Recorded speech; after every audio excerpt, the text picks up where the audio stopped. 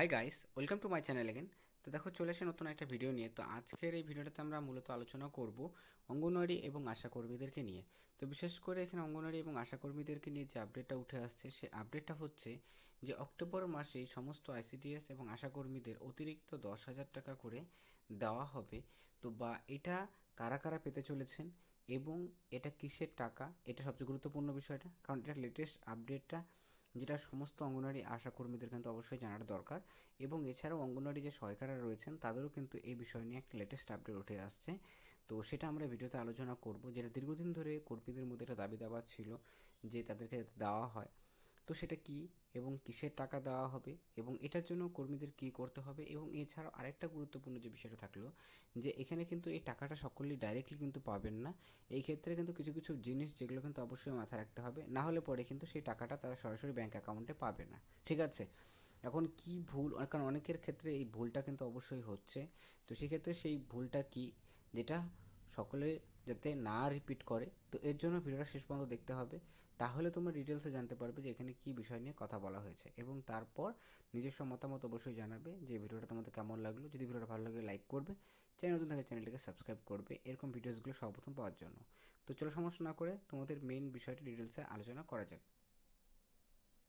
So প্রথমত বলে দিচ্ছি যে এখানে যে 10,000 টাকার কথা বলা হচ্ছে, এটা হচ্ছে তোমাদের স্মার্টফোনের টাকা। ঠিক আছে? তো তোমরা জানো যে স্মার্টফোন নিয়ে কিন্তু অলরেডি এটা নিয়ে অনেকবার ঘোষণা করা হয়েছিল, আজ থেকে 1.5-2 বছর আগে ঘোষণা করা হয়েছিল যে অঙ্গনওয়াড়ি কর্মী এবং আশা কর্মীদেরকে প্রথমত ডিসকাস করে, মানে প্রথমত যে ঘোষণা করা হয়েছিল যে 8,000 টাকা করে দেওয়া হবে। ঠিক আছে? কিন্তু পরবর্তী সময়ে কেন্দ্রীয় সরকারের অফিসিয়াল একটা নোটিফিকেশন রিলিজ করা হয় এবং সেখানে রিভাইজ করে দেওয়া হয়, মানে 8,000 টাকার থেকে সেটাকে বাড়িয়ে আরও তোমাদের 10,000 টাকা করে করে দেওয়া হয়, যে মানে অঙ্গনওয়াড়ি এবং আশাকর্মীদেরকে 10,000 টাকা করে স্মার্টফোনের জন্য দেওয়া হবে। এবং তারপর সেখানে কিন্তু একটা কন্ডিশনও থাকে যে এই যে 10,000 টাকা করে যে দেওয়া হবে, এই ক্ষেত্রে কিন্তু স্মার্টফোনের জন্য সেক্ষেত্রে 5G এনেবেল কিন্তু স্মার্টফোন হতে হবে, যেটা আমি তোমাদের আগেও জানিয়েছিলাম যে মোবাইলগুলো কিন্তু 5G হতে হবে। ঠিক আছে?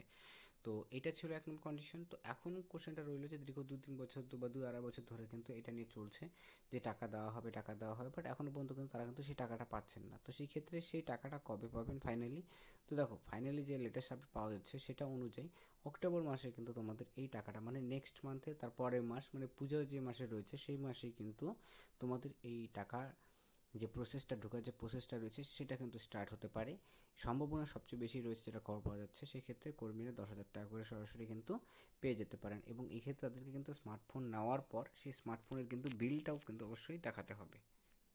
বাট সে নিয়ে এখনও পর্যন্ত ক্লিয়ারিটি আসেনি, কারণ অনেকের কাছেই কিন্তু এখন স্মার্টফোন রয়েছে, কারণ অঙ্গনওয়াড়ি কর্মীদের, কারণ যেহেতু পোষণ টাকার অ্যাপসের কাজগুলো করতে হচ্ছে, তো সেক্ষেত্রে স্মার্টফোন ম্যাক্সিমাম, ম্যাক্সিমাম বলতে কি সকলের হাতেই স্মার্টফোনটা রয়েছে।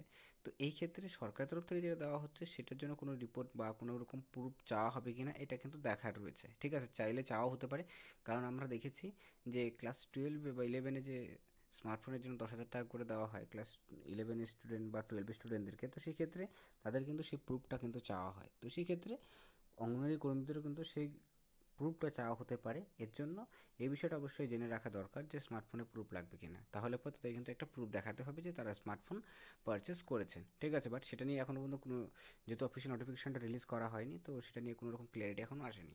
আচ্ছা, যাই হোক, তো দ্বিতীয় জিনিসটা হলো যে কী সমস্যাগুলো হতে পারে। তো বেসিক্যালি অনেকের আছে যারা পুরনো, তারা অনেক দিন ধরে ব্যাংকের বই, তারা স্যালারি, যেহেতু স্যালারি তারা পাচ্ছেন, কিন্তু তারপর তারা অনেকভাবে করে আধার কার্ডে চেঞ্জ করেছেন, মানে কোনো হতে পারে স্পেলিং চেঞ্জ, নামের স্পেলিং ঠিক করা হয়েছে, বা অনেক সময় হতে পারে তোমাদের হচ্ছে ডেট অফ বার্থে চেঞ্জেস হয়েছে বা অ্যাড্রেস চেঞ্জ হয়েছে, কিন্তু সেগুলো ব্যাংকের বইয়ের সাথে আপডেট করা হয়নি। তো অনেকে ভাবছে যে ব্যাংকের বইয়ের স্যালারি যেহেতু ঢুকছে তো কোনো সমস্যা নেই, কিন্তু নতুন করে টাকা ঢুকতে গেলে পরে সেখানে কিন্তু সমস্যা হতেই পারে।